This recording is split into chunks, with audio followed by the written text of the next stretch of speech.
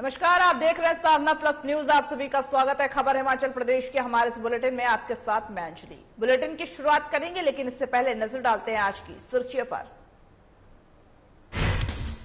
नालागढ़ के एक दिवसीय दौरे पर सीएम जयराम नए बस अड्डे का किया उद्घाटन, करोड़ों की योजनाओं का किया शिलान्यास। कांग्रेस विधायक की सोनिया गांधी से मांग, कहा संगठन में फेरबदल की अफवाहों पर लगाए विराम, असमंजस की स्थिति में है कार्यकर्ता। शिमला में हुए सरस मेले का आगाज, शहरी विकास मंत्री ने किया शुभारंभ, कहा अब स्वयं सहायता समूहों को मिलेगा मंच। प्रदेश में अब बिना लाइसेंस के कोई नहीं उड़ सकेगा ड्रोन, एक्ट में प्रावधान करेगी सरकार। आईटीआई शाहपुर में खुला प्रदेश का पहला ड्रोन। सिरमौर में हुई टोल बैरियर की नीलामी, राज्य कर और आबकारी विभाग ने की नीलामी, 10.38% राजस्व कमाने की कामयाबी। अब करते हैं बुलेटिन की शुरुआत खबरों से। मुख्यमंत्री जयराम ठाकुर ने नालागढ़ में नए बस अड्डे का उद्घाटन किया है, जहां पर बता दें जिसके बाद उन्होंने वन परिसर नालागढ़ में जैव विविध वन और इसकी मोबाइल एप्लीकेशन का भी शुभारंभ किया है। वहीं सीएम ने फोर्ट रोड पर जलापूर्ति योजना के मुख्य भंडारण के पास ही नालागढ़ शहर के लिए मल निकासी योजना का लोकार्पण भी किया है। साथ ही साथ सीएम ने सोबन माजरा में एक विशाल जनसभा को भी संबोधित किया है, जिसमें कि क्षेत्रवासियों को करोड़ों रुपए की सौगातें देने पर बधाई भी दी गई है। हम हमेशा गति देते रहे और जिस बात की खुशी आज 52 उद्घाटन और शिलान्यास के कार्यक्रम विधानसभा में और 225 करोड़ रुपए के उद्घाटन और शिलान्यास और मैं बात नहीं कर सकता, शायद ही नालागढ़ विधानसभा क्षेत्र में एक साथ इतना बड़ा नंबर उद्घाटन और शिलान्यास का इतने पैसे के उद्घाटन और शिलान्यास एक दिन में हुए, मुझे नहीं लगता क्या सफाई। सभी नालागढ़ वासियों को सबको बधाई देता हूँ कि आज की राह पर आगे बढ़ने के लिए जो उनने भी सहयोग दिया सरकार का और सरकार की ओर से भी सहयोग उनको दिया गया। पहले भी मिलकर के काम किए हैं और आने वाले समय में सर कांग्रेस का ये बोलना कि उनको यही बोलना है, इसके सिवा सर हिमाचल प्रदेश में आम आदमी पार्टी का काफी यहाँ थोड़ा देखने को मिला, तो इस बारे में क्या कहेंगे? किस तरह से हिमाचल में क्या है? मेरा कोई भी कहना नहीं है उनके बारे में। कारण है कि हम तो भारतीय जनता पार्टी के जीतने के होगा। शिमला के ऐतिहासिक रिज मैदान पर 10 दिवसीय सरस मेले का आगाज हो गया है, जहां पर मेले में स्वयं सहायता समूहों के द्वारा निर्मित उत्पादों को प्रदर्शित किया जाएगा। वहीं मेले का शुभारंभ शहरी विकास मंत्री सुरेश भारद्वाज ने किया है। यहाँ पर बता दें साथ ही साथ सरस मेले में मुख्य तौर पर स्वयं सहायता समूहों द्वारा तैयार चित्रकारी और सूट और पेंटिंग और साथ ही साथ आयुर्वेदिक चीजों का भी यहाँ पर लगाया गया है। सरस मेला, जिसको आप एग्जीबिशन भी कह सकते हैं, वो शिमला के रिज मैदान पर जो म्युनिसिपल कॉर्पोरेशन शिमला का पद्मदेव कॉम्प्लेक्स का हिस्सा है, उसमें जो है ये आयोजित की गई है। ये Himachal Pradesh rural development department के द्वारा लगाई गई है और इसमें शिमला जिला के सेल्फ हेल्प ग्रुप्स, उसके साथ साथ पूरे प्रदेश के जो है सेल्फ हेल्प ग्रुप्स और 13 अन्य प्रदेशों से भी इसमें जो है वो जो घरों में काम करने वाले लोग हैं और उन प्रोडक्ट्स बनाते हैं, वो यहाँ पर ये स्टॉल्स 10 दिन तक जो है वो चलाएंगे।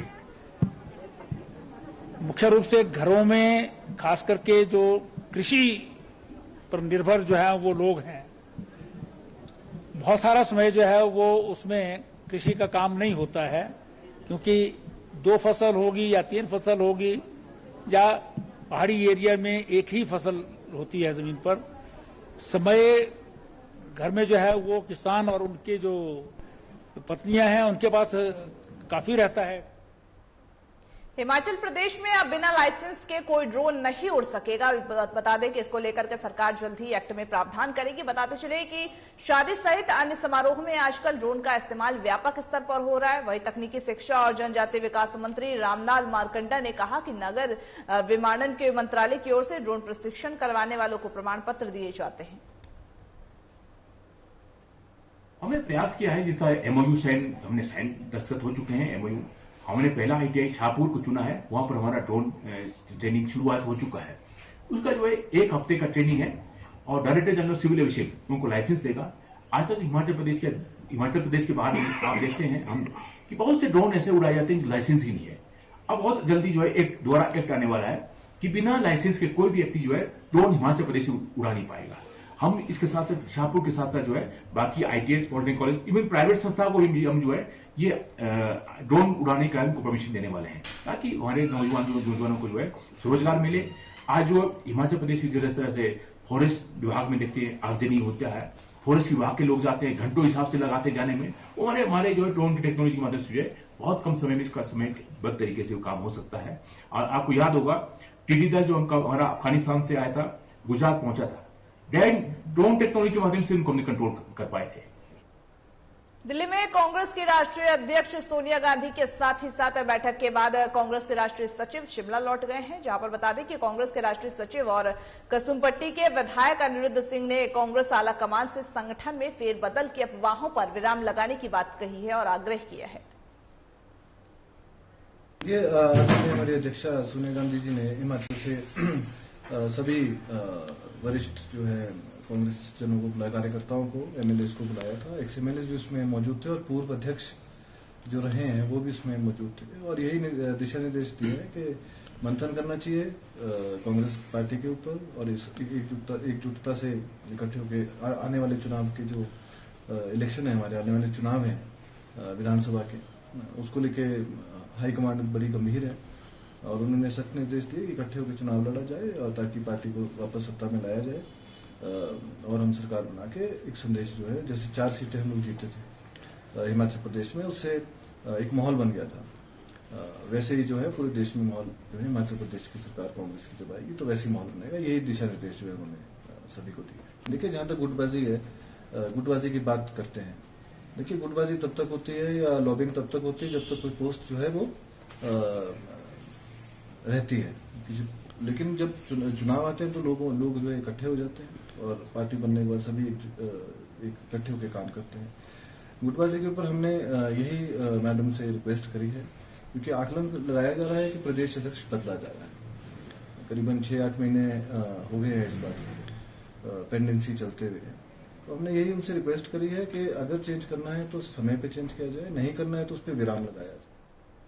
बीजेपी किसान मोर्चा और हिमाचल कामगार कल्याण बोर्ड के अध्यक्ष राकेश कुमार बबली ने धर्मशाला में प्रेस कॉन्फ्रेंस किया, जहां पर बता दें कि इस दौरान उन्होंने कहा कि संगठन की ताकत और मोदी की नीतियों से हिमाचल में फिर से बीजेपी की सरकार रिपीट होगी।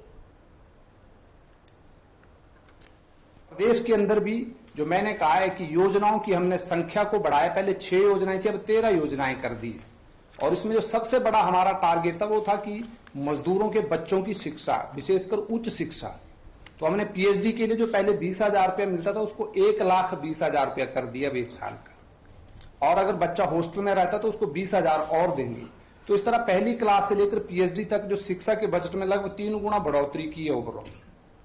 तो मुझे लगता है कि देश भर में इतना शिक्षा के लिए बजट देने वाला हमारा बोर्ड है, मजदूरों की बच्चों की शिक्षा की चिंता करने वाला। लोगों की एक डिमांड थी कि 1.5 लाख रुपया ही मिलता था प्रधानमंत्री आवास योजना या मुख्यमंत्री आवास योजना के तहत। तो हमारे जो मजदूर पंजीकृत हैं हिमाचल प्रदेश में वो लगभग 3,65,000 हैं। तो मजदूर चाहता था कि उनकी इस राशि में उनको भी कुछ बोर्ड की ओर से लाभ मिले, तो मैंने माननीय मुख्यमंत्री जी से बातचीत की थी और अब हमने जो हमारे बोर्ड के साथ पंजीकृत होगा और उसको अगर पंचायत सिलेक्ट करती है तो 1.5 लाख वो देंगे और 1.5 लाख हमारा बोर्ड देगा। तो अब 3 लाख रुपया जो बोर्ड के साथ पंजीकृत व्यक्ति है उसकी अगर सिलेक्शन पंचायत ही करेगी, मुख्यमंत्री आवास योजना प्रधानमंत्री, लेकिन कई बार होता है कि ब्लॉक में 100 लोग सिलेक्ट हुए तो 30 या 40 लोग ऐसे हैं कि जिनका हमारा भी कार्ड बन। बिलासपुर में आजाद हिंद क्रांति पार्टी ने राष्ट्रीय उपाध्यक्ष और प्रवक्ता मनोहर लाल शर्मा की अगुवाई में ज्ञापन सौंपा है। बता दें कि आर्थिक आधार पर आरक्षण लागू करने और साथ ही साथ हिंदुत्व का कानून पारित करने के मुद्दों पर उपायुक्त पंकज राय के माध्यम से राष्ट्रपति PM मोदी और CM जयराम ठाकुर को ज्ञापन प्रेषित किया गया है। नए आजाद हिंद क्रांतिकारी पार्टी का राष्ट्रीय उपाध्यक्ष मनोहर शर्मा, प्रवक्ता आजाद हिंद क्रांतिकारी पार्टी, आज हमने पार्टी के माध्यम से DC साहब बिलासपुर जिला को एक ज्ञापन सौंपा है जिसमें विषय रखा गया था कि देश में आरक्षण आर्थिक आधार पर कानून संशोधन करने व जातिवाद समाप्त कर हिंदुत्व का कानून पारित करने की कृपा करें।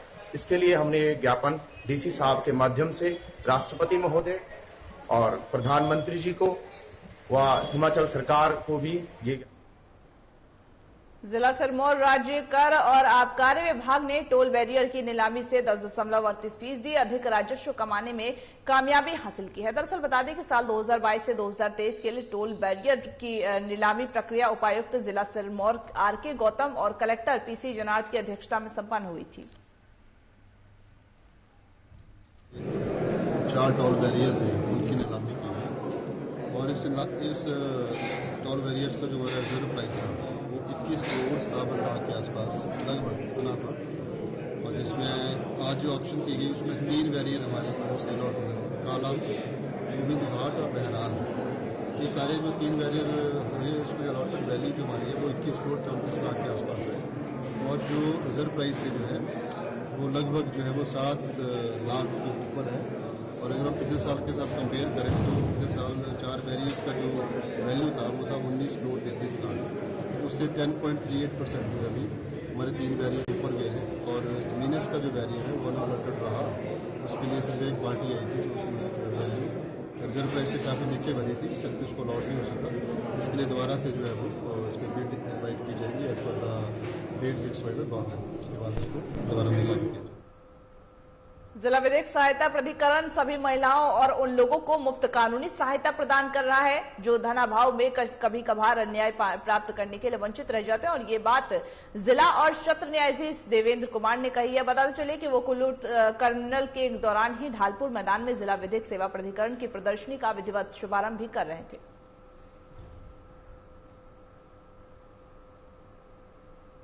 खबर हिमाचल प्रदेश के हमारे इस बुलेटिन में बस इतना ही। मुझे दीजिए इजाजत। नमस्कार।